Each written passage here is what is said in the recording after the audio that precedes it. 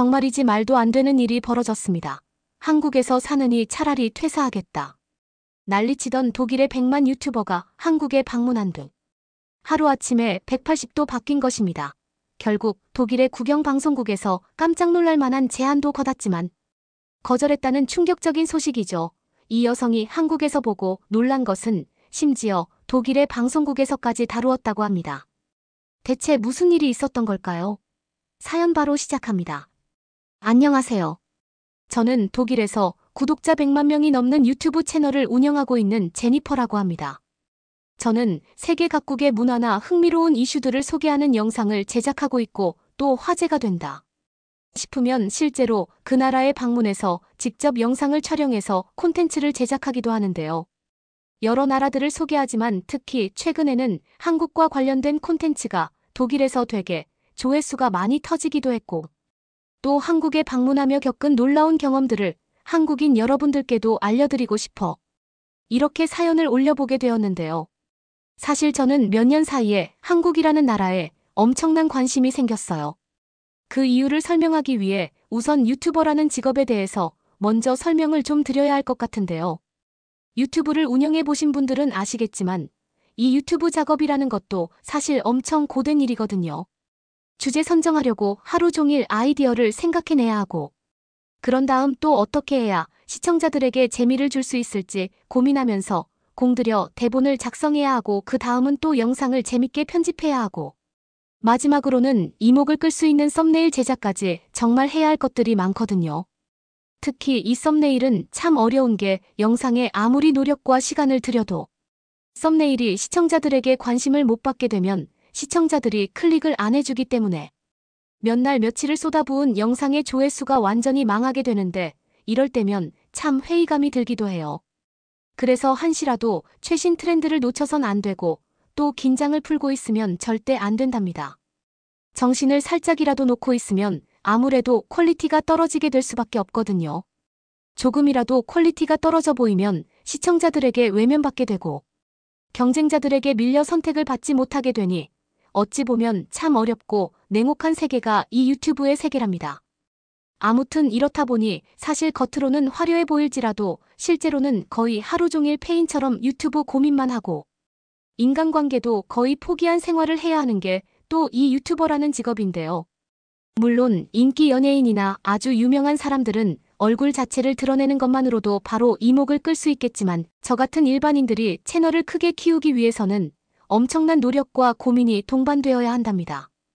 아무튼 제가 한국이라는 나라에 관심을 가지게 된 이유를 설명하려다 보니 의도치 않게 한탄이 좀 길어졌는데요. 하여간 저는 이 쉽지 않던 유튜브 활동을 이어오면서 얼마 전부터 놀라운 현상 하나를 발견했어요. 유튜버로 활동하려다 보면 최신 흐름이나 유행에 굉장히 관심을 기울이고 있어야 하고 한시도 빠짐없이 신경을 바짝 쓰고 있어야 하는데 여러분들도 아시다시피 언제부턴가 갑자기 한류 열풍이 굉장히 거세잖아요. 그래서 그런지 한국 관련 영상만 올렸다 하면 조회수가 다른 영상들에 비해 확실히 잘 나오기도 하고 또 한국에 관한 영상을 더 올려달라면서 힘내라고 슈퍼챗을 쏴주시는 분들도 훨씬 많고 그렇더라고요. 정말 신기했어요. 다른 영상들은 엄청 고민을 하면서 콘텐츠 제작을 해야 그나마 성과가 잘 나오는데 한국 관련 영상은 그냥 한국이라는 주제 자체로 일단 먹히고 들어가는 그런 느낌이랄까요? 물론 한국 영상도 대충 만들진 않고 열심히 만들긴 하지만 확실히 주제빨이라는 게 있다는 느낌을 많이 받곤 했죠. 저만 해도 원래 구독자가 그렇게까지 많지 않았는데 한국 덕을 톡톡히 봐서 구독자가 엄청난 거거든요. 아마 그때가 정확히 오징어 게임이 넷플릭스에 공개되었을 때부터였을 거예요. 그때 당시에는 번화가에 나가기만 하면 사람들이 딱지치기를 하거나 설탕 뽑기를 하면서 놀 정도로 오징어 게임 열풍이 대단했거든요. 그리고 오징어 게임과 같은 K-드라마뿐만 아니라 K-팝이나 K-뷰티 그리고 K-푸드와 같은 한국 문화들도 점점 더 확산되기 시작하면서 한류 열풍이 유럽 전역을 뒤덮기 시작했죠. 그때부터 저는 느꼈어요. 이 유행에 무조건 올라타야겠구나라고요. 그래서 그맘때부터 한국 관련된 영상을 만들면서 한국의 음식이나 한국의 가수, 한국의 드라마 등 한국 문화들을 소개하기 시작했고 그랬더니 생각보다 훨씬 더 많은 분들이 제 영상에 관심을 가져주셔서 덕분에 비교적 빠른 시간 안에 구독자가 몰리면서 저도 어느덧 100만 유튜버로서 자리를 잡을 수 있었죠. 과거에 정말 힘들었던 시기를 떠올리면 한국의 문화 열풍이 저를 살려준 셈이나 다름없었고, 그래서 항상 한국에 대해서는 좋은 감정과 고마운 마음이 크답니다. 아무튼 이렇게 한국의 힘으로 유튜버로서 성장도 하고 활동도 열심히 해왔는데, 그렇게 끊임없이 달려오다 보니 저에게도 번아웃이라는 게 오더군요. 구독자도 늘고 많은 사랑을 받다 보니 신이 나는 것과는 별개로 날이 갈수록 폭력적으로 힘이 드는 게 느껴졌고, 제 몸에서는 저에게 잠깐 쉬어달라는 신호를 보내는 것만 같았죠. 저는 잠깐의 휴식이 좀 필요하다고 느꼈어요. 그래서 결국 그날 제 유튜브를 도와주는 친구 엣지에게 저녁을 먹으며 이야기를 꺼내게 되었답니다.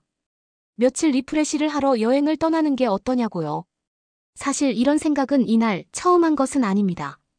엣지에게 말을 꺼낸 적은 없지만 얼마 전부터 유튜브 활동에 지쳐 잠깐의 휴식기를 가지면서 여행을 좀 가볼까 하는 생각을 혼자서 늘 하고 있긴 했어요. 엣지 또한 오랜 기간 저를 도우면서 지쳐 보이기도 했었고요. 그리고 제가 여행지로 점 찍어둔 곳은 바로 한국이었죠. 엣지와 함께 언젠가 한국에 가려고 늘 생각하고 있었거든요. 왜냐면 그간 한국에 대한 콘텐츠로 덕을 많이 봤는데 아직 실제로 한국에 가본 적이 한 번도 없었거든요. 게다가 루시는 한국어도 가능한 친구였어요. 얘는 저보다도 먼저 한류 열풍에 푹 빠져 있었던 애였거든요. 그래서 이번 휴식기에 겸사겸사 한국에 가서 콘텐츠로 쓸만한 한국의 모습도 찍고 휴식도 취하고 하면 정말 괜찮을 것 같다는 생각을 했었던 거죠. 물론 콘텐츠 같은 경우 당연히 일하러 가는 느낌보다는 부담 없이 한국을 둘러본다는 느낌으로 말이죠. 그렇게 저는 이러한 저의 생각을 이날 저녁 엣지에게 말해봤는데 예상대로 엣지는 흔쾌히 동의해 주었습니다. 긴 기간 작업으로 지쳐있기도 했겠지만 아무래도 한국이란 나라를 좋아하는 엣지였다 보니 한국으로의 여행을 무척이나 반기는 모습이었죠. 그렇게 우리는 고민도 않고 바로 한국행 비행기 표를 끊었답니다. 여행 날은 금세 다가왔고 엣지와 저는 설레는 마음으로 짐을 싸느라 잠도 제대로 못 자고 한국행 비행기에 올랐어요. 그리고 피곤했는지 비행기에서 바로 골아떨어졌죠. 그렇게 저희가 한국에 도착했을 때 인천공항이 생각했던 것보다 규모가 훨씬 큰 것 같아서 깜짝 놀랄 수밖에 없었습니다. 그리고 입국 심사대로 향하는데 앞에 보이는 줄이 정말 끝도 없이 길게만 보이더라고요. 이대로면 한참 기다려야 할 것 같았는데 한국에서의 일정이 그리 길지 않아 1시가 소중했던 저희한테는 한숨만 나오는 상황이었답니다. 그런데 신기하게도 직원분들이 정말 기계처럼 정확하고 빠르게 심사를 진행해 주신 덕분에 언제 그랬냐는 듯 줄이 빠르게 줄어들더니 어느새 우리 차례가 되어 순식간에 입국 심사를 마칠 수 있었답니다. 그렇게 공항에서 서울로 가려 하는데 순간적으로 택시를 탈 건지 지하철을 탈 건지 고민이 되더라고요. 엣지와 의논 끝에 저희는 지하철을 타기로 했어요. 사실 독일에서 장거리 비행을 해서 피곤하다 보니 그냥 택시를 타고 편하게 호텔까지 갈까 싶기도 했는데 지하철이 뭔가 시청자들에게 보여줄 영상을 찍기에 좋은 소재처럼 느껴지더라고요. 그렇게 공항에서 연결되어 있는 지하철을 타러 가는데 역에 도착하자마자 깜짝 놀랄 수밖에 없었어요. 독일 지하철역에 비해 지하철역 내부가 너무나도 밝고 깨끗하더라고요. 독일의 지하철은 만들어진 지 오래된 역들이 많아서 한국 지하철처럼 이렇게 깔끔하다기보다는 어둡고 우중충해 늘 불쾌한 기분이 들곤 했거든요. 저는 바로 라이브 방송을 켰습니다. 예상하셨다시피 시청자들이 한국의 지하철 모습에 엄청나게 놀라워했어요. 얼마나 깨끗하면 지하철 바닥에 무슨 광이 다 난다며. 독일의 우중충한 지하철과는 비교가 되지 않는다고 한국 지하철에 대해 극찬을 하더군요. 그리고 지하철을 타기 위해 플랫폼으로 내려왔는데 더 놀라운 점이 있었습니다. 지하철 승강장이 바닥에서 천장까지 끝까지 유리문으로 다 막혀있지 뭐예요. 사실 독일의 지하철에는 스크린도어가 한국처럼 이렇게 잘 설치된 곳을 찾아보기가 힘들거든요. 물론 있는 곳이 있기는 해요. 하지만 런던의 일부 지하철역에서만 있을 뿐이라 한국처럼 이러한 스크린도어가 생소해 보일 수밖에 없었죠. 시청자들이 채팅으로 놀랍다면서 동시에 의문을 표하기도 하더군요. 이렇게 스크린도어가 깔끔하게 설치된 곳은 독일은 물론 다른 유럽 국가들을 여행할 때도 본 적이 없는데 한국은 유럽보다 잘 살아서 그런 건가? 그건 아닐 텐데 왜 그러지 하고 말이에요. 사실 베를린 지하철은 추락 시 열차와 충돌하는 사고도 사고지만 감전사하는 사고 빈도가 훨씬 많아 스크린도어의 필요성이 오히려 한국보다 더욱 대두되는 편인데요. 참고로 서드레일 방식은 고압 전기가 흐르는 통로가 지면과 가까운 바닥에 있는 걸 말하는데 사람 혹은 동물이 실수로 밟으면 합선 사고가 발생할 가능성이 굉장히 높거든요. 그래서 감전사고를 방지하기 위해서라도 스크린도어가 꼭 필요한 게 바로 독일이나 유럽의 지하철인데요. 하지만 스크린도어를 한국의 지하철역들처럼 마음껏 설치하지 못하는 이유가 있었어요. 시청자분들 중 똑똑한 분들이 많이 계셔서 그 이유를 설명해 주더라고요. 스크린도어가 없는 것은 독일뿐만 아니라 미국이나 프랑스 등 다른 선진국들도 대부분 마찬가지인데요.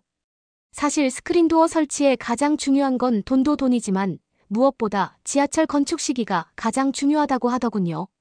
무슨 말이냐면 스크린도어를 설치하는 것이 단순히 도어만 설치하는 것이 아니라 천장 자체를 뜯어내서 아예 다시 건축하는 방식이거든요. 즉 자칫 잘못했다간 지하철역 자체가 폭삭 주저앉을 수 있는 큰 공사가 바로 이 스크린도어 설치 공사라고 하더라고요. 대부분 다른 선진국들은 한국과 다르게 지하철의 역사가 매우 길어요. 한국은 지하철역이 길어봐야 40년 전에 지어진 역들이 대부분이고 최근에 지어진 지역들은 훨씬 더 지어진 지 얼마 안 된 역들이지만 미국이나 유럽, 특히 독일의 경우는 세계 최초로 1800년대 중반에 지하철을 개통했을 만큼 지하철역이 지어진 지가 엄청나게 오래되었거든요. 미국도 지어진 지 100년을 훌쩍 넘은 지하철역이 많고요. 아무튼 이런 상황이다 보니 자칫 건설을 시도했다간 폭삭 무너질 수도 있고 설치하고 싶어도 설치하기가 굉장히 어려운 상황이라고 해요. 때문에 비교적 최근에 지어진 노선 중 인적이 많은 역들에 한해 스크린도어를 일부 설치하거나 여의치 않을 경우에는 스크린도어 대신 그냥 안전요원들을 배치하여 안전사고를 예방하려 할 뿐이죠. 아무튼 이런 한국의 스크린도어 시스템이라면 누군가 뛰어내리거나 다른 사람한테 밀려서 선로에 떨어지는 사고는 절대 일어날 수가 없겠더라고요. 라이브 방송을 보던 시청자분들도 간혹 가다가 독일에서도 스크린도어가 설치된 역을 본 적은 있지만 이런 식으로 깔끔하게 잘 설치된 스크린도어는 처음 본다며 다들 깜짝 놀라더라고요. 스크린도어라는 게 항상 보다 보면 참 당연하게 보이겠지만 외국인들 눈에는 꽤 신기해 보이는 거랍니다. 놀라움은 지하철을 타서도 계속되었죠. 한국 지하철 내부는 독일의 지하철에 비하여 무척이나 쾌적하고 깨끗한 분위기였고 독일처럼 꾀죄죄한 사람이 보이긴커녕 승객들 모두 멀끔하고 깔끔한 차림으로 지하철을 이용하고 있더군요. 그리고 바깥의 날이 꽤 더웠는데 지하철 안은 에어컨 바람으로 마치 시원한 은행 안에서 편안하게 이동하는 듯한 느낌마저 들었어요. 정말 놀라웠습니다. 시청자들에게도 느끼게 해주고 싶었는데 화면만 보는 시청자들은 이 시원한 에어컨을 직접 느낄 수가 없으니 답답한 마음마저 들었죠. 아무튼 시청자들과 소통을 하면서 지하철을 타니 생각보다 저희는 금방 숙소에 도착할 수 있었어요. 숙소는 동대문 근처에 있는 한 호텔로 잡았답니다. 그리고 우리는 짐을 풀고 우선 홍대로 갔어요. 홍대는 젊음의 열기와 다채로운 문화가 넘쳐나는 곳으로 알고 있었고 우리는 이곳에서 오늘 하루만큼은 그간의 모든 스트레스를 이끌어 특별한 밤을 보내기로 했죠. 저는 홍대 거리에 들어서자마자 화려한 네온 사인과 거리의 예술가들 그리고 가득 찬 인파에 깜짝 놀랐어요. 길거리 공연자들이 음악을 연주하고 춤을 추는 모습은 마치 축제의 한 장면 같았답니다. 엣지와 저는 여기 분위기 정말 대단하다며 감탄을 쏟아낼 수밖에 없었죠. 그렇게 놀라움과 함께 거리를 구경하다가 저희는 출출해져서 우선 허기를 좀 달래기로 했어요. 엣지는 한국에서 유명한 치킨과 맥주 즉 치맥을 즐겨보자고 했고 그렇게 저희는 가까운 치킨집에 들어가 치킨을 주문하고 시원한 맥주와 함께 먹었죠. 저희는 반반 치킨이라는 것을 시켜보았는데 후라이드 치킨과 한국식 양념으로 버무려진 양념치킨이라는 것이 반반씩 섞여 있는 것이었어요. 후라이드 치킨도 물론 맛있었지만 저는 특히 양념치킨이 정말 새로우면서도 마음에 들었어요. 진한 양념 소스에 버무려진 양념치킨은 색깔부터 달랐는데 붉은 빛깔의 양념 소스가 치킨에 골고루 묻어있어 정말 먹음직스러워 보였고 달콤하고 매콤한 향이 어우러져 먹기도 전부터 식욕을 자극했죠. 그리고 양념치킨을 한 입 베어 물어봤더니 정말 맛있더라고요. 속살은 야들야들했고 소스는 매콤하면서도 달콤한 것이 후라이드 치킨과는 또 다른 매력을 발산했는데 소스가 잘 배어들어 촉촉한 치킨은 제 입안 가득 큰 행복을 느끼게 해주었죠. 그리고 맥주는 그 맛을 더욱 돋워주었답니다. 그렇게 맛있게 치맥을 즐긴 후 거리로 나온 우리의 관심을 끈 것은 홍대의 다양한 클럽들이었어요. 결국 우리는 호기심이 생겨 발길을 멈추고 한 클럽을 방문하게 되었죠. 클럽 안은 이미 많은 사람들로 붐비고 있었고 DJ가 틀어주는 음악에 맞춰 모두가 춤을 추고 있었어요. 엣지와 저는 이런 에너지는 처음 느껴본다며 한국의 밤 문화는 정말 놀랍다고 외쳤죠. 음악에 몸을 맡기고 춤을 추다 보니 우리는 정말 시간 가는 줄도 몰랐답니다. 그러다 시간이 많이 늦어 어느덧 새벽 2시가 훌쩍 넘었더라고요. 비행기에서 잠을 하도 많이 자서 괜찮을 줄 알았는데 아무래도 도착 첫날이다 보니 아무리 젊은 혈기라도 피곤한 건 어쩔 수 없더군요. 그렇게 저와 엣지는 즐겁게 놀다가 이제 숙소로 가려고 했는데요. 시간이 늦었기에 택시를 잡으려고 했죠. 근데 엣지가 미리 검색해서 알아봐둔 게 있다며 자기를 따라와 보라고 하더라고요. 어딜 가냐고 했더니 한국에는 심야에도 버스가 다닌다는 거 아니겠어요. 그런데 저를 더욱 놀라게 한 사실이 있었죠. 야간에 버스가 다니는 것도 신기한데 심지어 자율주행을 하는 무인버스라는 거예요. 저는 정말 깜짝 놀라서 믿기지가 않았는데 엣지와 함께 정류장에서 기다리고 있었더니 정말 무인버스가 오더라고요. 너무 신기해서 두리번두리번거리며 버스에 올라탔는데 버스의 분위기도 독일 버스와는 많이 달랐어요.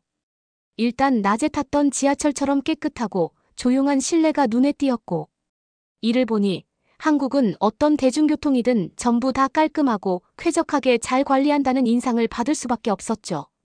그리고 무엇보다도 가장 놀라웠던 점은 정말로 사람이 운전하지 않고 있는 운전석이었습니다. 진짜 기사님이 운전대를 잡지 않고 있더라고요. 정말이지 너무 신기했어요. 운전석에 앉아있는 기사님은 그저 모니터만 주시하고 있었고 버스는 신기하게도 자동으로 부드럽게 움직이고 있더라고요. 저는 이런 장면은 놓쳐서는 안 된다고 생각해서 바로 라이브 방송을 켰고 금세 몰려든 시청자들은 이 모습을 보고 모두 경악했어요.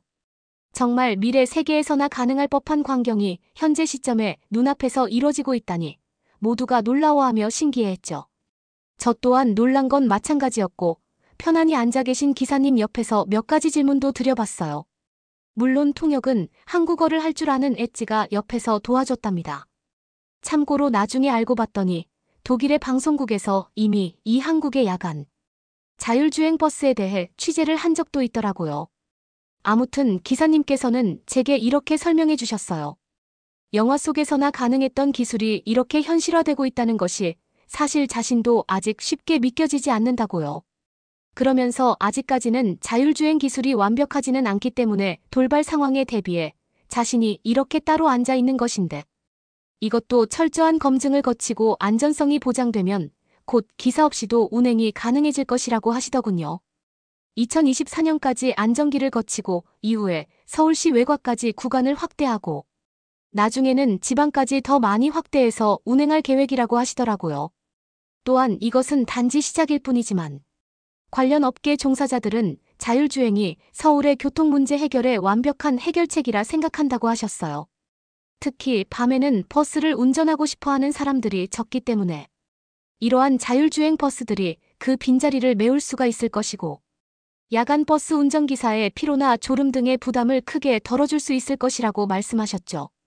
저희는 자동으로 도로를 달리는 버스 안에서 기사님의 설명을 흥미롭게 들었어요. 그리고 직접 타보니 버스의 승차감은 일반 버스만큼 참 편안했습니다. 또 늦은 밤에 버스를 탄 승객들은 이러한 자율주행 버스에 대해 불안해하는 느낌 없이 안락하게 버스 안에서 스마트폰을 하거나 창문에 기대어 잠깐 동안 자는 모습을 보여주었죠. 자칫 위험할 수도 있을 거란 생각에 꺼려질 법도 한데 아무래도 한국에서는 이렇게 새롭게 도입하여 운행하는 시스템에 대한 시민들의 믿음이 굉장히 강한 모습으로 느껴졌습니다.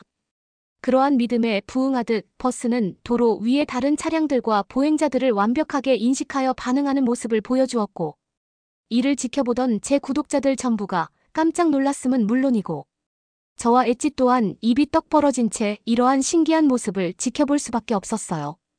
그리고 버스가 움직이는 동안 우리는 서울의 야경을 감상할 수도 있었는데요. 아시다시피 독일에서는 밤이 되면 길거리가 한산해지고 사람이 거의 없어져요. 특히 이렇게 심야버스가 운행하는 시간대에는 더더욱 말이죠. 그런데 그에 비해 시간이 이렇게 많이 늦었음에도 불구하고 너무도 밝고 활기찬 한국의 밤거리와 길거리 시민들의 모습은 한국의 좋은 치안을 상징하는 듯했고, 이 정도로 밤에도 사람들이 많이 돌아다니니 당연히 야간 버스에 대한 수요도 많을 수밖에 없겠구나 싶으면서, 그게 이러한 자율주행 버스의 도입까지도 나아가게 한 것 같다는 생각이 들더라고요. 사실 독일은 심야에 버스가 다닐 필요가 크게 없긴 하죠. 애초에 사람이 밤에 안 다니니 버스에 대한 수요도 거의 없을 테니까요. 기사님 말씀으로는 이미 기술 발전에 큰 비용을 지출했지만 아직 완벽해지기까지는 여전히 먼 길이 남아있다고 했습니다. 거리에는 강아지, 어린이, 날씨 등의 여러 가지 변수들이 있으며 기술은 아직 이 모든 것을 완벽하게 해결하지는 못했다고 하더군요. 기사님께선 이러한 무인 버스가 도시를 더 효율적으로 만들 수 있는 훌륭한 인프라인 것은 확실하지만 앞으로도 갈 길이 많이 남아있다고 하셨죠.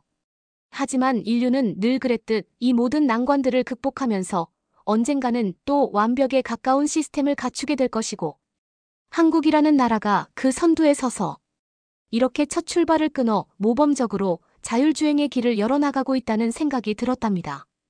저와 루시는 그렇게 놀랍고도 신기했던 경험을 마치고 숙소로 돌아왔는데요.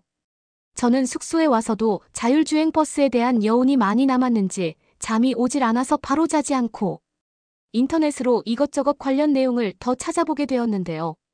그 과정에서 한국이 추진하고 있는 놀라운 사업을 또 하나 발견하게 되었어요. 서울시에서는 2024년 하반기부터 2025년까지 드론 택시도 시범 운행할 예정이라고 하더라고요.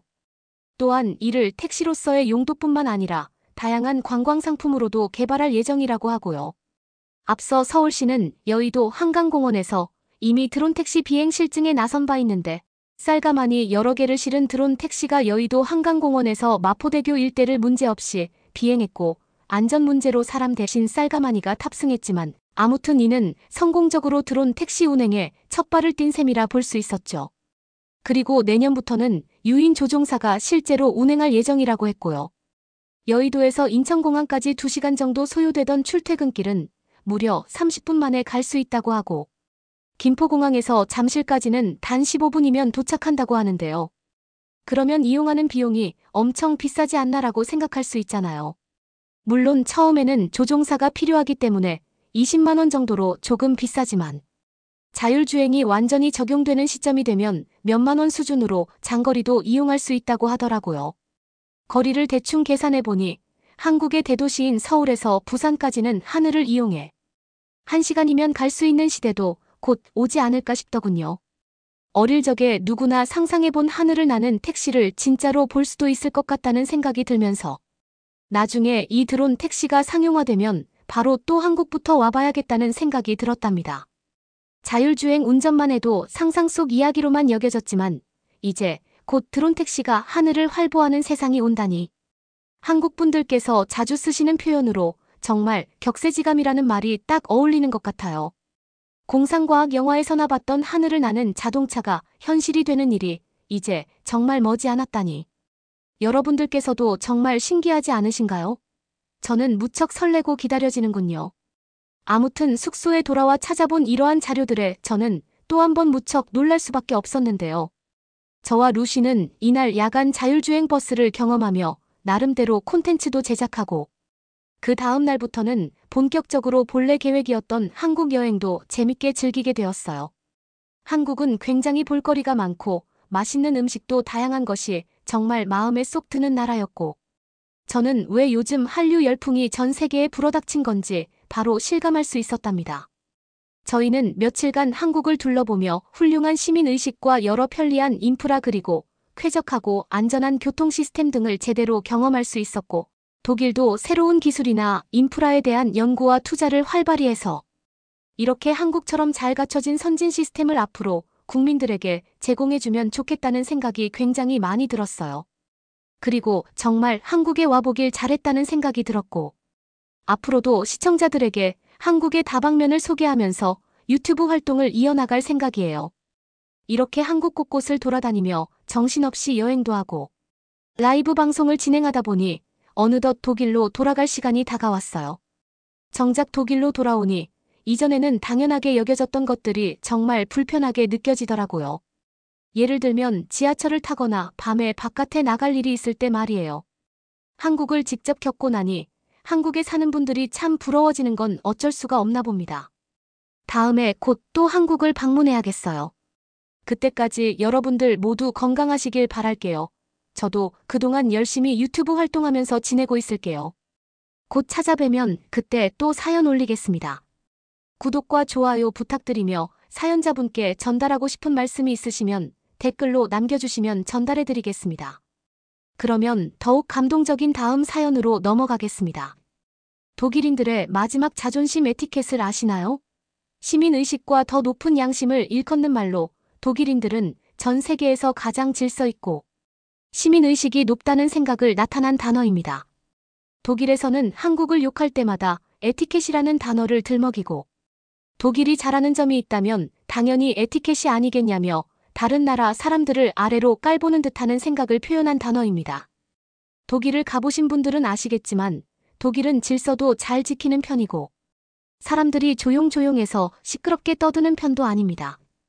하지만 사람 사는 곳이 다 똑같듯 질서를 잘 안 지키는 독일인도 있고 공공장소에서 시끄럽게 말하는 독일인도 있습니다.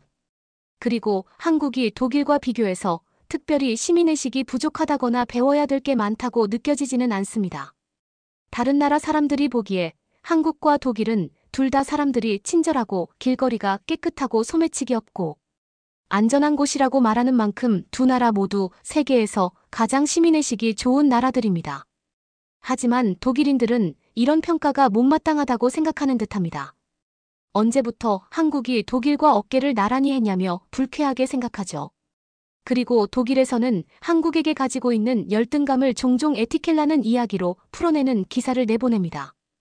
한국이 독일보다 디지털 사회를 훨씬 더 빨리 이루어냈고 지금은 독일이 따라오기 힘들 만큼의 격차를 벌려놨지만 독일은 전자문서 대신 종이 서류를 사용하고 이메일로 회사 업무를 처리하는 게 아니라 우편으로 회사 업무를 처리하는 등 여전히 한국보다 뒤처진 부분이 많습니다.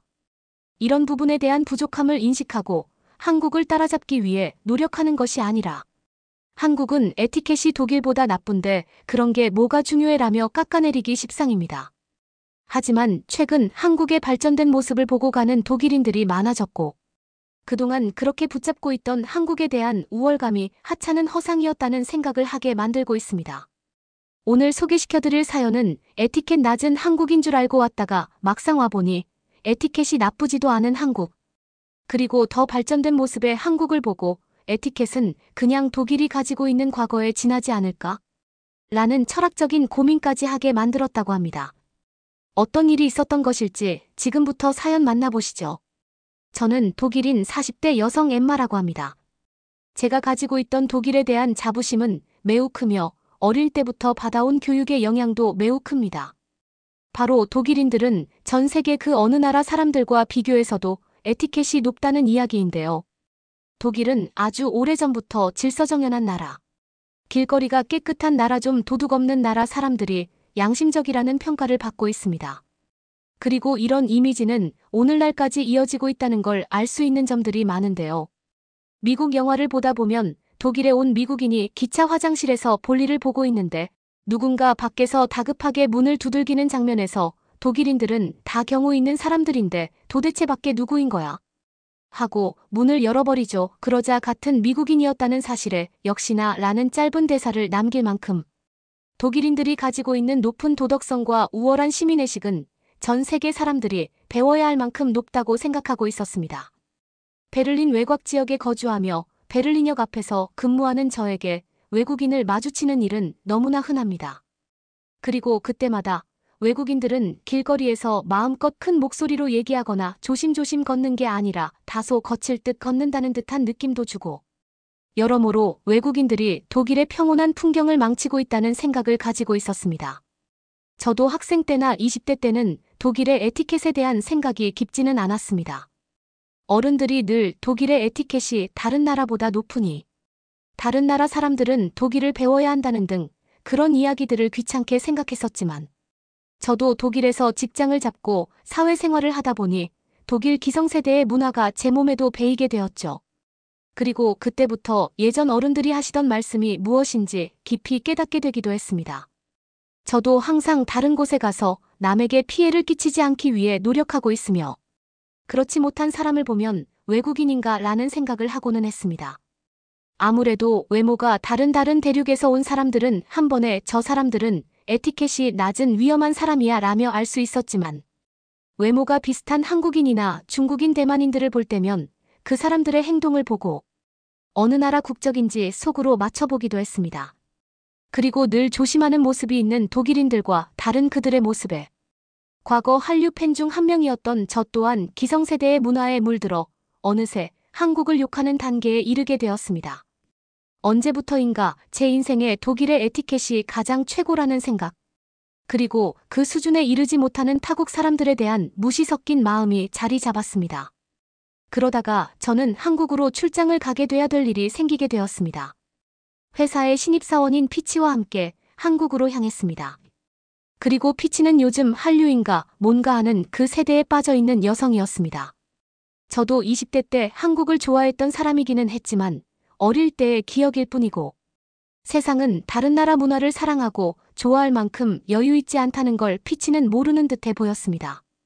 제가 피치 나이 때 한국에 놀러 가봤던 기억이 있었고, 당시에 한국에 간다는 것 자체만으로도 신기했었던 기억이 있지만 이제는 그렇지 않았습니다. 피치는 한국에 가는 걸 굉장히 좋아했지만 저는 단순히 일적으로 가는 것이라는 생각, 그리고 독일보다 낮은 시민의식을 가지고 있는 한국에서 어떻게 지내야 하는지 걱정이 앞섰다면 앞섰지 기대감이 결코 있지는 않았습니다. 그리고 한국에 도착했습니다. 한국에 2달간 장기 체류해야 하는 상황이라서 일반적인 호텔보다는 한국의 가정집을 대여해주는 에어비앤비를 통해서 한국 사람들이 거주하는 일반적인 아파트 중 한 곳을 빌렸습니다. 호텔보다 장점이 많았던 것이 자유롭게 취사가 가능하고 독일에서 받아볼 수 있는 우편물을 받을 수 있고, 무엇보다도 호텔보다는 훨씬 넓은 공간에서 생활할 수 있기 때문에 한국의 일반적인 가정집을 대여했습니다. 가격도 호텔과 비교해서 별다른 가격 차이도 없었기 때문에 회사의 측에서도 출장 가는 입장에서 회사의 비용까지 생각해주다니 고맙다고 말하는 상황이었습니다. 피치는 독일 집들보다 훨씬 더 견고한 한국의 아파트에 살아본다며 좋아해서 하루 종일 신나 있다는 것이 거슬린다는 점 빼고는 저도 만족했습니다. 그리고 정신없이 이곳에 짐을 풀고 출근을 하기 위해 피치와 함께 정장을 입고 집 밖을 나섰습니다. 그리고 한국인들이 거주하는 일반적인 아파트는 엘리베이터가 설치되어 있었으며, 독일에서 엘리베이터라 함은 고층 상업 건물에나 가봐야 탈 수 있는 것인데, 한국인들이 엘리베이터를 매일같이 탄다는 사실에 양국이 다른 점이 꽤나 크다 싶었습니다. 그리고 출근을 하며 공동 현관문 앞에 있는 우편함에 다양한 우편물들이 각 호실에 끼워져 있었습니다. 별도의 잠금 장치는 없어 보였습니다. 심지어 어떤 우편함은 문이 열려 있기도 했고 제대로 된 관리가 안 되는 것인가 싶었습니다.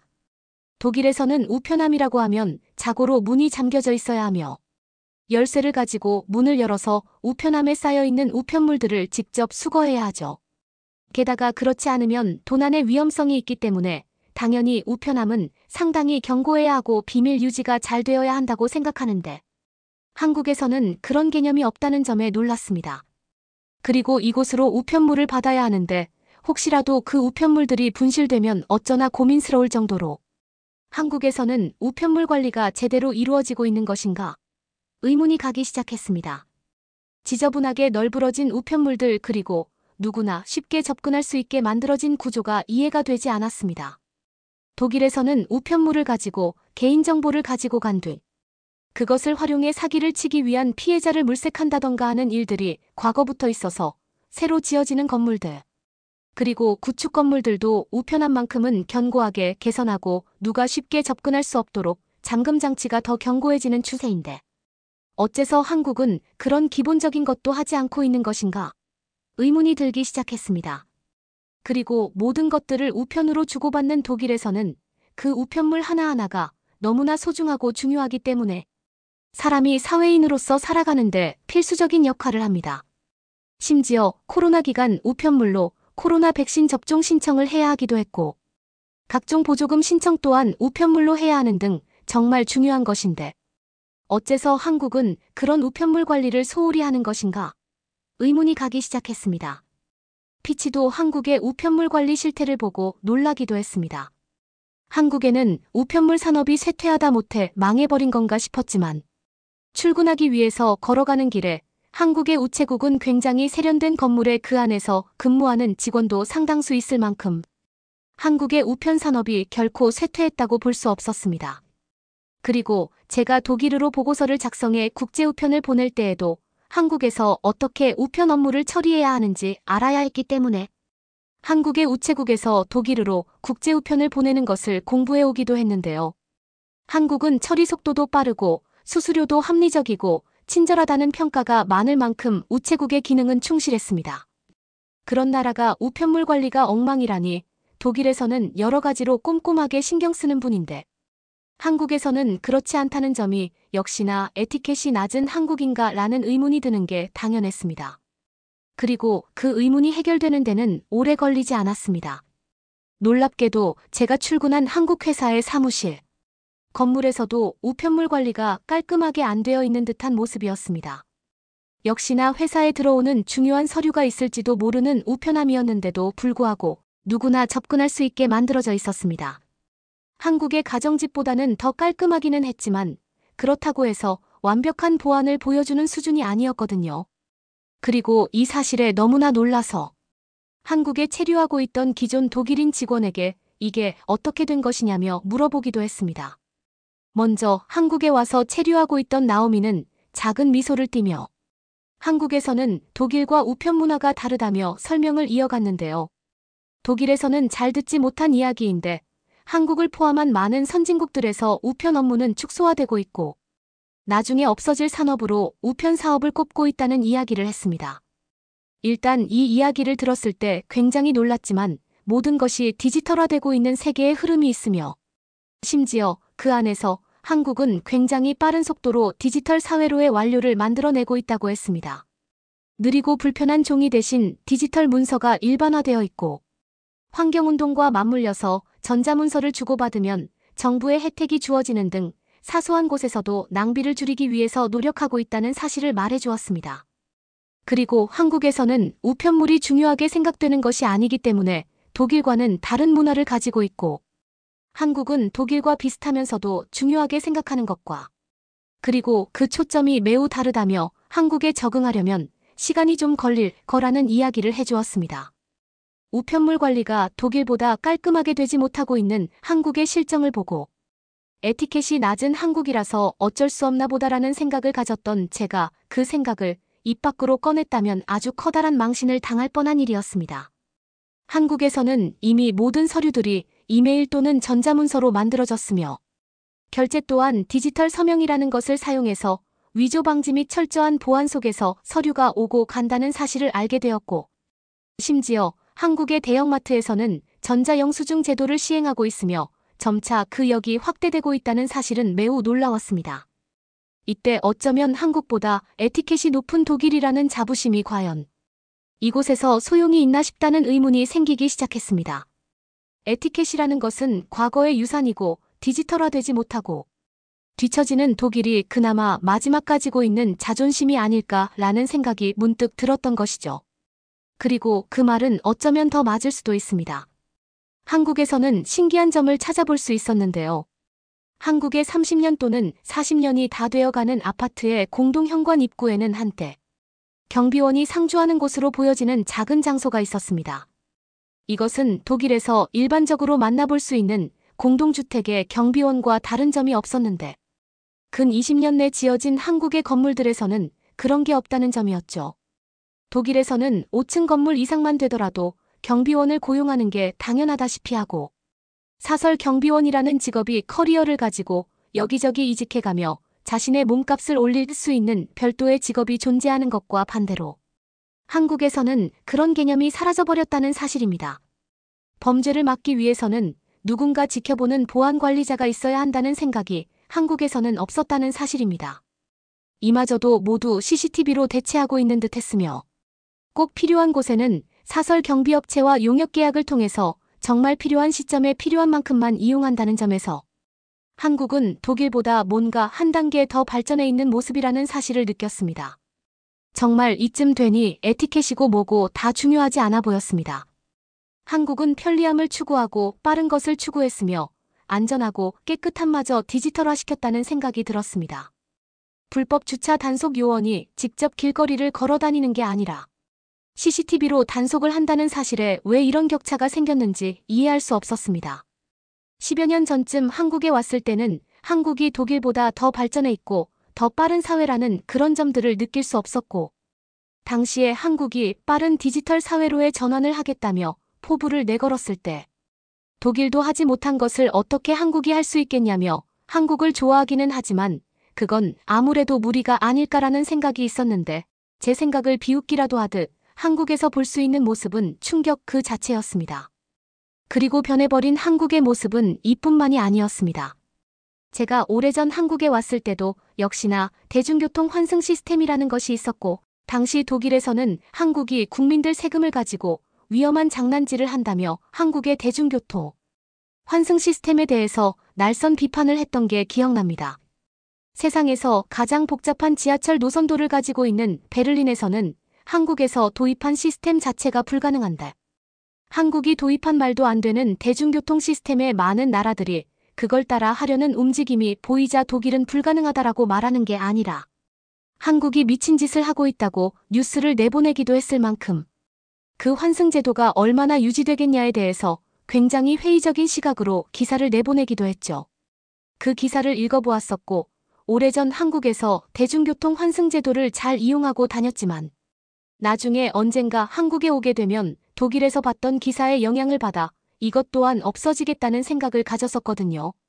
하지만 시간이 한참 지난 지금 여전히 한국에서는 과거 시범 운영을 넘어 지금은 그 영역을 엄청나게 넓혔으며 국민들 사이에서도 거리비례 요금제가 당연하고 합리적이라는 생각을 가지고 있다는 점이었습니다. 여러 번 환승해서 노선을 갈아타며 이동하다 보면 독일의 교통비와도 심하면 3배까지 차이 나는 모습에 상당히 놀랄 수밖에 없었습니다. 그리고 버스를 타면 불편한 요금 지불 체계를 가지고 있는 독일과 비교해서 한국은 지하철이던 버스이던 똑같이 카드를 터치하며 요금을 지불할 수 있다는 것에서 한국이 훨씬 편리하다는 생각을 가졌고 그리고 한국인들은 누구도 감시하지 않아도 내릴 때 카드를 찍고 내리는 등 한국은 에티켓이 낮다라는 일반적인 독일인들의 생각과 반대로 한국 사람들은 모두 정해진 규칙을 잘 따르는 모습이었습니다. 독일이 에티켓이 낮다는 것은 아니지만 그렇다고 옆나라 한국을 깎아내릴 만큼 대단하다는 생각도 안 들었습니다.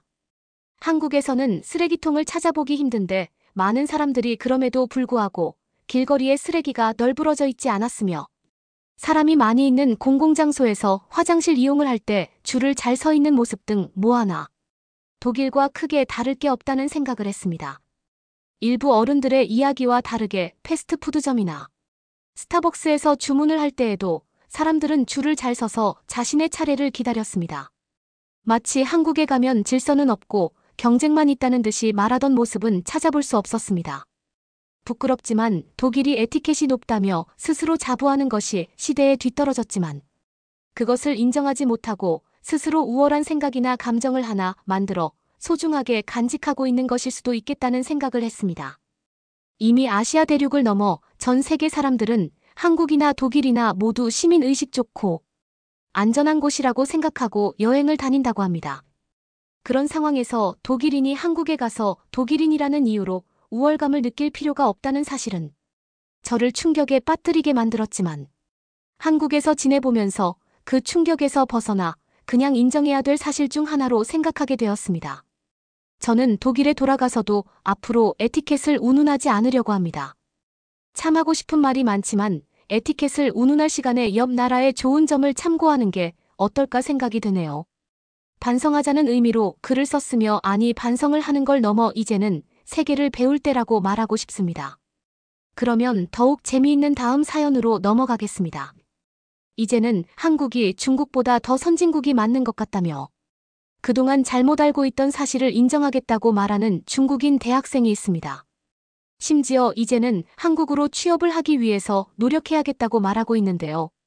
지금 중국의 10대들만 하더라도 한국이 중국보다 더 잘 사는 나라인 게 당연한데 왜 어른들은 중국이 더 잘 사는 나라라고 생각하는지 이해가 가지 않는다고 말하는 모습을 보고 중국의 20대와 10대만 하더라도 벌써부터 시각 차이가 벌어지고 있다는 것을 느꼈다고 합니다. 뒤늦게 한국의 모습을 알고 나서 중국에서의 삶을 돌아보니 왜 이제서야 깨달았는지 회의감도 밀려온다고 말하는데요. 어떤 내용인지 지금부터 사연 만나보시죠.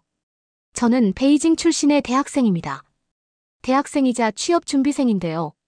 최근에 제 마음에 쏙 들어와 버린 한국에 대해서 이야기를 해보고 싶어요. 한국은 이제 도저히 따라잡을 수 없는 대단한 나라가 되어 있었다는 건 저에게 충격이었죠. 사실 저에게는 오래전부터 꿈꾸던 동경의 세계가 있어 왔습니다. 상하이라는 대도시였는지요. 어린 시절부터 상하이를 동경하는 세계로 꼽아온 이유는 거창한 것이 아니었어요. 바로 상하이가 세계 최고의 도시라는 이유에서였어요. 제가 어릴 때부터 중국의 상하이라고 하면 전 세계 모든 사람들이 오고 싶어하고 중국 경제에 활력을 불어넣는 돈으로 만들어진 도시라는 이미지가 있었어요. 제가 살고 있는 작은 마을의 분위기와는 완전히 다르게 밤에도 꺼지지 않는 도시 상하이를 생각해보면 말이죠. 하지만 이제 저는 또 다른 세상을 꿈꾸고 있습니다. 바로 한국이라는 세상을 말이에요. 생각보다 더 대단했고 미치지 않을 수 없는 장소는 한국이라는 것이죠. 제가 대학에 입학하기 전 반드시 대학은 상하이로, 직장도 상하이로 구해야 한다는 말들이 있었고 특히 어른들은 그런 이야기를 질리도록 하셨어요. 자신들의 경험을 바탕으로 상하이로 가야 무엇이 되더라도 된다고 말이에요. 하지만 제 대학 선배들 그리고 주변 친구들 심지어 일부 교수님들은 이제는 시대가 바뀌었고 한국에 가야 한다고 말을 하고 있어요. 실제 한국으로 취직한 선배들 중 벌써 5년째 근무하는 선배가 최근 우리 학교에 강연을 하러 왔거든요.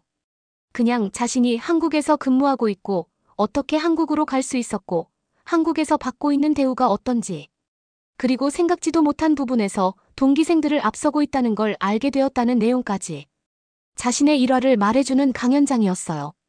결과적으로는 무조건 한국에 가야 한다인데 그 이유가 정말 충격적이죠.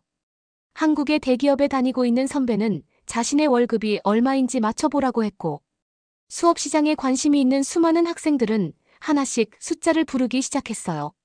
한국이니까 100만 원이요. 라고 누군가 외쳤죠. 선배는 그거보다 높다고 했습니다. 그렇게 숫자가 10만 원씩 올라가기 시작하자 선배님은 그렇게 쪼잔하게 올려서 언제 올라오려고 하냐며 말했어요.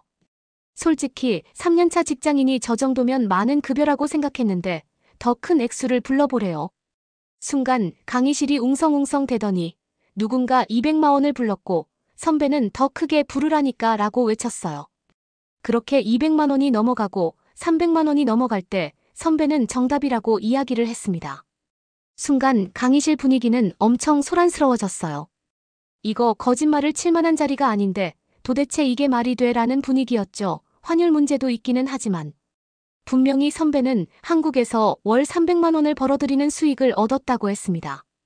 그리고 당연히 자신이 받은 급여를 인증하는 사진도 화면에 띄워주었고 한국에서 너무나 높은 급여를 받고 있는 선배의 모습에 다들 쉽게 진정하지 못하는 모습이었어요. 저 역시나 그랬고요. 여기저기서 한국이 저렇게 대단하다고 라는 감탄사가 튀어나올 정도였는데요. 그리고 우리들에게 중국에서 요즘 제대로 된 회사에 취업하면 급여가 얼마냐고 물었고 100만 원을 넘겨받는 게 어디를 가나 마찬가지인 상황이라는 대답을 했습니다. 한국에서는 300만 원부터 시작이라는 말을 들었습니다. 아무런 경력도 없고 처음 회사에 들어가자마 받을 수 있는 기본적인 월급 조건이래요. 그리고 놀라움은 여기서 그치지 않았어요. 수많은 대학생들이 한국에 취업하고 싶게 만들어버리는 선배의 이야기들은 정말 흥미진진했거든요. 우선 한국에서는 중국처럼 월세가 그렇게 터무니없이 비싸지 않다고 하거든요. 요즘에도 중국에서는 자신의 월급 3분의 1을 주거비로 쓰면 합리적이라고 이야기하냐는 질문을 했고, 학생들은 모두 그렇다고 대답했습니다. 모두들 그렇게 알고 있거든요. 그 정도면 알뜰하게 산다고 칭찬을 받아야 하죠. 그러니까 중국에서 월급 100만 원을 받으면 30만 원을 매달 주거비, 월세로 지불하면 알뜰한 사람이라고 생각하고 칭찬하거든요. 그런데 그건 알뜰하게 사는 사람이고, 현실은 월급의 거의 절반을 주거비로 사용하는 게 일반적이에요. 그리고 남은 돈으로 생활을 하고 학자금 대출이 있는 사람 같은 경우는 학자금을 상환해야 하죠. 나머지 돈으로 생활해야 하는데, 그래서 저녁 9시 동네에 하나쯤 있는 마트에 가서 할인 스티커가 붙어있는 음식으로 늦은 저녁을 해결하고, 회사에서는 도시락을 먹던지 식사가 지원되는 식당 같은 경우는 정말 감사하다는 마음으로 직장 생활을 하는 게 중국의 평범한 모습이죠. 그리고 선배는 이런 모습이 너무 끔찍하고 상상도 할 수 없다며 말을 이어갔습니다. 그러니까 한국에서는 급여도 중국보다 훨씬 더 많은데 주거비를 그렇게 쓸 필요도 없고, 자신의 월급 3분의 1을 주거비로 쓰는 사람을 만난다면 한국에서는 미친 사람으로 취급받을 수 있다고 했어요. 5분의 1 정도만 주거비로 써도 아깝다고 생각하고 낭비라고 생각한다고 해요. 게다가 한국에서는 식사비가 중국보다는 조금 더 비싸지만 늘 배부르게 먹을 수 있다고 했어요. 그래서 그람 수별로 음식 가격을 따지면 확실히 한국 음식들이 양이 더 많아서 실질적으로는 더 싼 편이라고 했죠. 그러니까 영양적으로 문제가 생길 확률도 적고, 못 먹어서 늘 힘이 없는 중국의 직장인과는 전혀 다르다는 거예요. 그리고 아무리 일해도 오르지 않는 월급이라며 불평하는 중국인들의 상황보다 한국에서의 상황이 훨씬 괜찮다는 거죠. 그리고 실제 통계를 기반으로 양국의 격차를 더 확인할 수 있었는데요. 코로나 기간을 제외한다면 한국은 최근 10년간 실질급여는 늘 플러스 성장을 했고, 단 한 번만 마이너스 성장을 한 것과 비교해서 중국은 3번 마이너스 성장세가 꺾여서 벗어나지 못했다고 해요. 그동안 한국은 1%대 이상의 실질소득 증가율을 보여주었고, 결국 이런 것이 누적되어 지금은 중국이 다시 좁히기 어려운 정도의 격차가 벌어졌다는 거죠. 그리고 1인당 GDP에서 한국이 이제 중국을 진짜로 앞섰다고 해요. 10년 전부터 한국에게 따라잡힐 위기다 그렇지 않다로 말들이 많았는데 이제는 이게 현실이 되었고, 그리고 아주 오래전부터 개인이 쓸 수 있는 돈을 나타내주는 실질소득은 이미 한국이 중국을 잡은 지 오래되었다고 해요. 실제 한국에서의 삶은 중국에서 사는 것보다 훨씬 더 쾌적하고 수월하게 흘러갈 수 있다고 하고요. 그리고 이런 말들이 거짓이 아닌 게, 최근 중국을 찾아오는 한국인들의 모습을 보면 여유 그 자체를 볼 수 있다는 거예요. 심지어 한국인들이 국내 여행으로 손꼽았던 제주도보다 더 저렴한 여행지라면서 중국을 찾아온다는 것은 중국인들에게 큰 충격을 주었죠. 고급 음식점이나 비싼 액티비티 체험 같은 경우 외국인들이 거의 참여하고 있는데요. 중국인들이 감히 엄두도 낼 수 없는 금액을 외국인 관광객들은 쉽게 지불하고 있으며, 그중에는 당연히 한국인들도 포함되어 있었고, 한때 한국인들이 어떻게 중국에서 저런 돈을 쓰고 다니는 것인지 의문을 가지기도 했지만, 이 정도의 격차라면 한국인이 당연히 중국에서 이 정도의 소비를 하고 간다는 게 이상하지 않겠다는 생각이 들었어요. 해외여행을 단 한 번도 나가보기 힘든 중국의 젊은 직장인들과 해외여행을 크게 부담으로 생각하지 않고 쉽게 떠날 수 있다는 그런 생각을 가지고 있는 한국인의 젊은 직장인들이 부럽다고 느껴졌습니다. 그리고 저는 몰랐지만 한국에서 직장 생활을 하고 있는 선배의 강연을 들으러 온 학생들 중 꽤나 많은 학생들이 이미 한국어 공부를 하고 있거나 한국에 취업하기 위해 준비를 하고 있다는 것을 알게 되었어요. 선배에게 질문을 하는 다른 학생들의 수준이 예사롭지 않았거든요. 한국의 취업을 목표로 둔 사람이 아니라면 쉽게 질문할 수 없는 내용들을 질문하고 있었습니다. 그런 모습을 보면서 나는 왜 이런 걸 모르고 있었지? 그동안 내가 뭐 한 거지라는 의문이 들 만큼요. 그만큼 지금 제 또래의 젊은이들은 한국으로 향하고 싶어하고 한국이 좋다는 걸 이미 알고 있는 모습이었습니다. 웬만하면 그냥 한국의 문화를 좋아하고 한국 여행을 가는 걸 목표로 아르바이트를 하고, 그리고 한국 음악을 들으며 신나게 춤추거나 틱톡을 찍어 올리는 게 겉으로 보여지는 제 또래들의 일반적인 모습이었고, 저도 딱 그 정도만 생각하고 있었지, 한국으로 가야겠다라는 생각을 하지는 않았는데, 이건 제가 분명히 뒤처져 있다라는 생각이 들었어요. 한국어는 중국인이 배우기에 가장 쉬운 언어 중 하나예요. 한국은 한자를 사용하지 않기에 중국인이 한글을 익히는데 오래 걸리지도 않고, 그리고 모든 단어들을 한글로 쓰기 때문에 한국인들이 중국어를 배우면서 한자를 써야 하는 것 때문에 난이도가 확 어려워지고 포기를 해야 하는 그런 상황과는 완전히 다르다는 것이죠. 한국은 지금의 중국처럼 한자를 병행 표기하다가 1990년대 효율적이지 않고 복잡하다라는 이유로 한자 병용 사용을 포기했다고 들었어요. 요즘 중국에서 한자 표기를 어려워하고 한자를 쓰지 말자라는 운동이 불어오는데, 이미 한국은 30년 전도 훨씬 지난 시점에 이 불편하고 쓸모없는 걸 포기했대요. 덕분에 저 같은 중국인들, 그리고 전 세계 사람들이 한국어를 배울 때 난이도가 확 내려갔다는 것이죠. 중국어를 배우기 위해서 한자를 왜 알아야 하냐며 불평하는 외국인들의 심정이 무엇인지 알게 되기도 했어요. 그래서 한국어를 빠르게 배우고 문화도 어느 정도 비슷한 한국에 가서 사는 게 중국인으로서 그다지 어려운 선택이 아니라는 것도 인정해야만 했어요. 그러면서 한국에서 더 큰 돈을 벌고 더 많은 투자 기회를 얻어서 계속 한국에 살아도 되고, 여의치 않다면 언제든지 중국으로 돌아왔을 때 또래의 친구들보다 훨씬 더 많은 자본금을 가지고 돌아올 수 있다는 것도 너무나 매력적인 상황이라는 것이죠.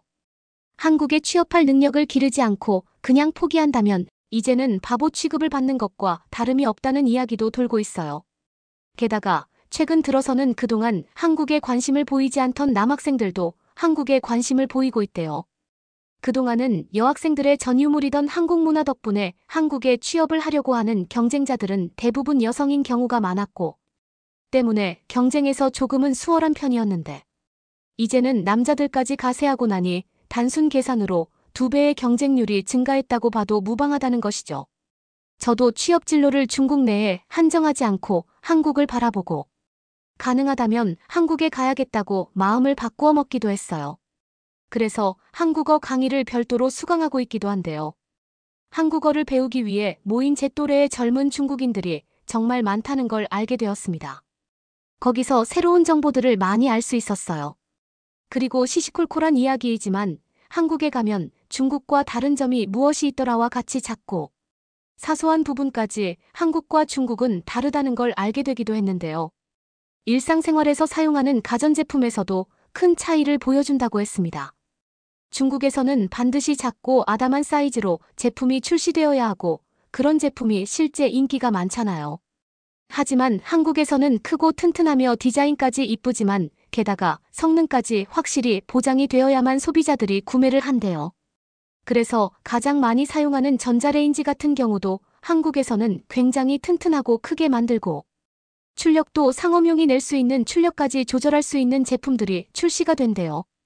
도시락을 데우기 위해서 2분 이상 작동시켜야 하는 중국의 전자레인지와 다르게 한국에서는 고출력으로 작동시키기 때문에 1분 30초면 아주 뜨겁게 만들 수 있다는 등 이렇게 사소한 부분까지 두 나라가 지향하는 점이 달랐다는 것도 너무나 흥미로웠어요. 한국어를 배우는데 관심이 있는 사람들이 모이다 보니 다들 한국에 다녀온 경험이 있고 한국이 중국보다 더 좋다는 걸 이미 이 사람들은 체감하고 있는 것 같았어요. 저처럼 선배의 강연이나 취업 시장을 목표로 두고 한국어를 배웠다기보다는 한국에 여행을 먼저 가봤는데 중국보다 훨씬 좋은 한국의 모습에 반했고 자연스럽게 한국어를 배우게 되었으며 이 정도면 차라리 한국으로 취업하는 게 더 좋겠는데 라는 생각으로 이어졌다는 게 일반적인 모습이었죠. 저도 신입생 시절 한국에 가볼 기회가 있었는데 차라리 그 돈을 아껴서 제가 하고 싶은 취미에 쓰는 게 좋지 않겠냐는 생각으로 한국에 가보지 않았거든요. 그러니까 그때 한국에 가봤더라면 저도 한국이 확실히 좋은 걸 깨닫고 상하이에 대한 로망이 아니라 한국에 대한 로망으로 살아오지 않았을까라는 생각도 들었어요. 그럼 조금은 뒤늦게 한국어를 공부해서 한국에 취업하겠다고 도전하는 지금의 시점보다 조금은 더 앞당겨졌을 수도 있는 것이고 결과적으로 더 빠르게 한국에 가서 좋은 것들을 누리고 하루라도 더 빨리 더 쾌적한 삶을 살 수 있게 되었을지도 모르겠다라는 생각을 가지게 되었으니까요. 그리고 학원에서 만난 고등학생 유키와 대화하면서 저는 한 번 더 충격에 빠졌죠. 저와는 5살 정도 차이가 나는 고등학생 새내기인데 벌써부터 학교 후 한국어를 배우기 위해 같은 학원에 다니고 같이 초급반에서 공부를 하고 있는데요. 유키의 꿈은 대단했어요. 벌써부터 한국의 대학에 진학하거나 그렇지 못하더라도 추후 한국으로 취직하겠다라는 생각을 가지고 있어요. 유키의 말에 의하면 꽤나 많은 중국의 기업이 한국에 지사를 두고 있는 경우도 많고 최근 반도체 관련해서 중국의 공장을 철수하고 한국으로 이주해버리는 중국 기업도 많기에 지금 이대로만 간다면 자신이 취업할 시기에는 일자리가 많은 거라는 예측도 하고 있었어요. 벌써부터 체계적이고 빈틈없이 계획하고 있는 고등학생 유키의 모습에 대단하다고 놀랐습니다. 그리고 유키와 저는 고작 5살밖에 차이가 나지 않지만 한국을 바라보는 시각이 완전히 달랐다는 걸 알게 되었는데요. 저는 그래도 어린 시절부터 중국이 더 잘 사는 나라, 더 살기 좋은 나라라고 생각하고 자라왔는데 유키 입장에서는 전혀 아니라는 거예요. 한국이 훨씬 더 좋은데 어떻게 그런 생각을 하냐며 말이죠. 그래서 저보고 애 늙은이 같다고 했어요. 어른들은 한국이 더 좋은 걸 지켜보면서도 끝까지 인정 안 하고 평생 중국이 세계에서 제일 잘 사는 줄 알고 죽을 사람들이라고 말이죠. 자기 부모님도 그렇게 생각해서 답답해서 힘들었는데 결국에는 부모님도 한국이 중국보다 더 경제적으로 부강하고 더 살기 좋은 환경을 가졌다는 걸 인정하게 되어서 이제 겨우 한국어 학원에 등록한 거라는 말도 했어요. 그러니까 20대만 되어도 벌써부터 그런 거냐며. 저와 세대 차이가 나는 부분에 대해서 확실히 선을 그으려고도 했죠. 저는 유키의 그 말에 충격을 받아서 한국을 더 자세히 조사하고 더 잘 알기 위해 자료를 찾아보기도 했고 유키의 입장에서는 사실 한국이 더 중국보다 잘 살아오고 더 선진국으로 생각해올 만한 그런 상황이라는 걸 인정할 수밖에 없었어요.